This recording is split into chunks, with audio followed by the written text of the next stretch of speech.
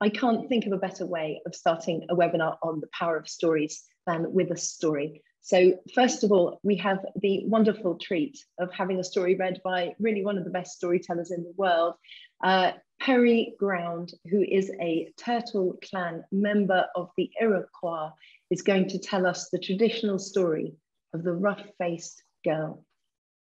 Nyaweskeno Gogoa, which means I give thanks that you are well. And I'm so glad you could all join us for today's story program. Well, we say this story happened a long, long time ago, back when the Great Turtle Island was brand new. And Great Turtle Island is what the Haudenosaunee, what we call ourselves in our own language, what the Haudenosaunee call this place that we live on. Most people call it Earth, but we call it the Great Turtle Island. Well, back when the Turtle Island was new, there was a village of Haudenosaunee people near the beautiful water, Ontario, that is near what is now called New York. And in this village of people, at one end was a large, long house. And in this long house lived a very special man, an invisible man, along with his sister. And the invisible man was said to be very, very handsome and very powerful and a wonderful hunter and an excellent lacrosse player. And all the women of the village wanted to marry the invisible man. But the invisible man had a sister who guarded the house, and she said, only the one who can see my brother will be allowed to marry him. Also in this village, there was a family who was very, very poor. And the man had lost his wife years before and raised his 3 daughters as best as he could.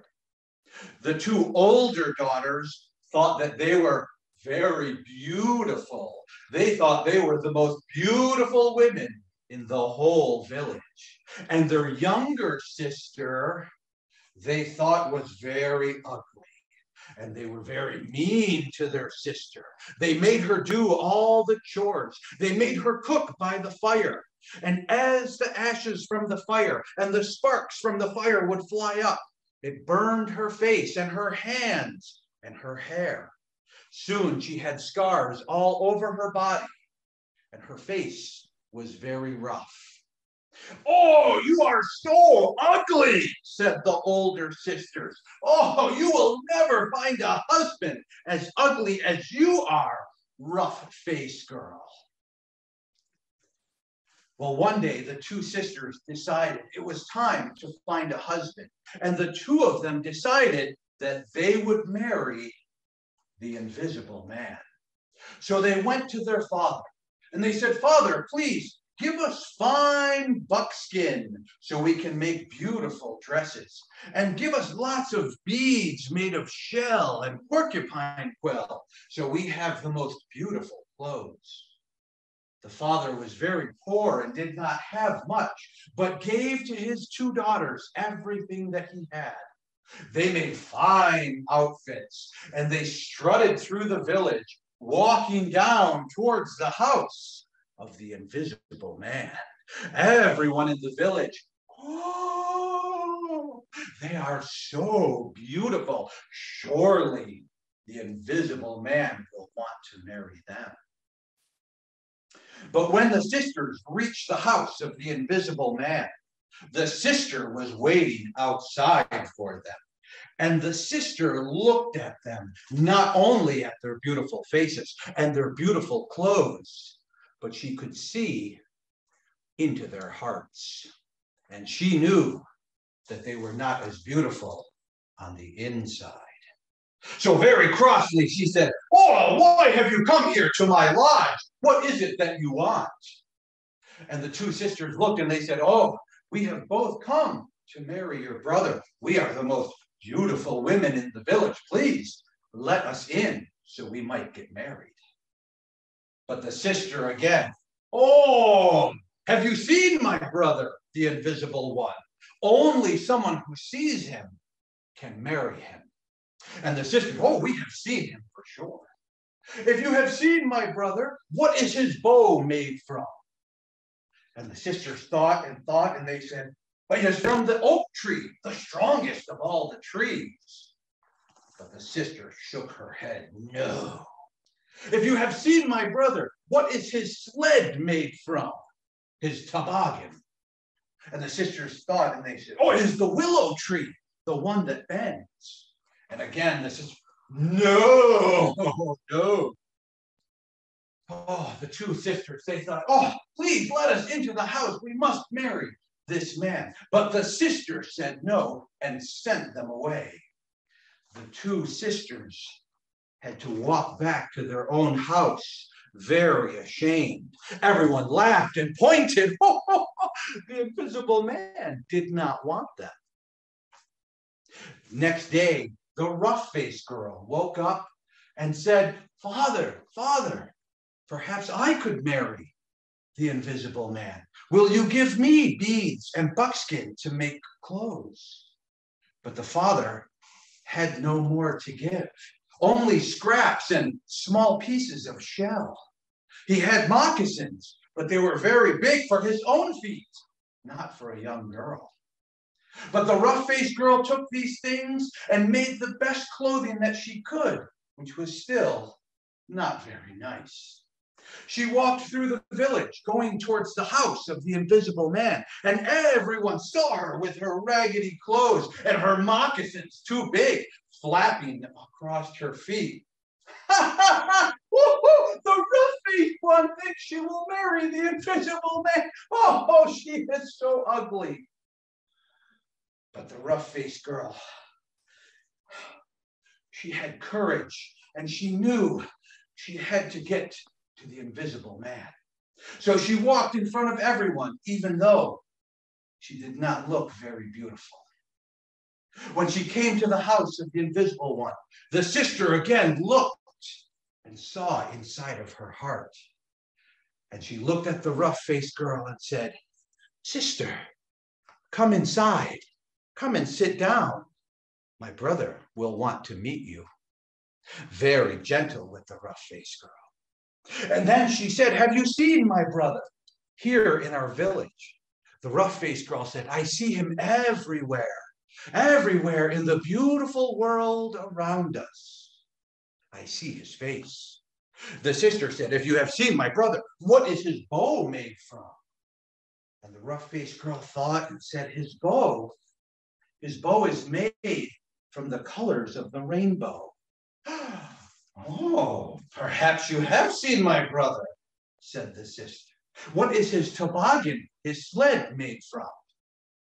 And the rough-faced girl thought, the sled at the nighttime sky is the Milky Way, the band of stars across the sky.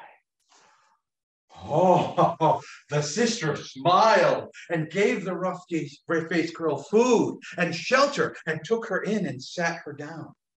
A bit later, in through the door comes the invisible man, and the rough-faced girl sees him. For the first time, he is very handsome, very beautiful. And he says, Sister, you have chosen well for me. This one is so beautiful. But the rough-faced girl said, No, I am very ugly. I have all these scars. And the invisible one said, you are so beautiful on the inside. So the sister took the girl down to the river and using some special magic washed her all over. And as she washed her, her hair, which had been burned, grew long and black and silky. The scars on her face and hands and skin magically disappeared. Then the sister took her back to the long house. The invisible one and the rough-faced girl were married. And to this day, we see them whenever the rains fall, and across the sky is the beautiful rainbow. And we say it is the invisible one with the rough-faced girl. At night, we look up into the sky and we see the Milky Way. And we say, there is the rough-faced girl with her husband, the Great Spirit. And to this day, when Haudenosaunee see those things, we give our thanksgivings, and we are reminded that we see beauty all around us in the whole world. And now I will say to you, Daneho. Daneho, in the language where I come from, means I am done, or those are my words. It's like the end, Daneho. That story is done. Thank you so much, Perry. That was a wonderful story. I absolutely adored it. And it means a particular amount to me because it is one of the stories my father collected in his book, World Tales, where he argued or believed that stories are the common possessions of all human beings, and they crop up all over the world in different versions. And there isn't a better story really to illustrate that. So Perry, let's have a chat then, because I'm so happy to be able to talk to you a little bit about this story and about what stories mean to you and to your clan. Sure. Well, I'll introduce myself very quickly. My name again is Perry Ground, and I am a Turtle Clan member of the Onondaga Nation. And the Onondagas are one of the Native American tribes that lives in upstate New York, not by New York City, but in the upper part of New York State. And about 1,000 years ago, we joined together with 4 other tribes to form a confederacy, a union, called in our own language, Haudenosaunee, the people building the longhouse, but many other people call us Iroquois, or in America, Iroquois. And that name given to us by French explorers, and sometimes still called by that name today. But our people have been telling stories like that one that I just shared forever, because of course we had no written language like other parts of the world until Europeans came to live in North America. And so a lot of our stories explain who we are and how we view the world around us, our connection to the places where we live.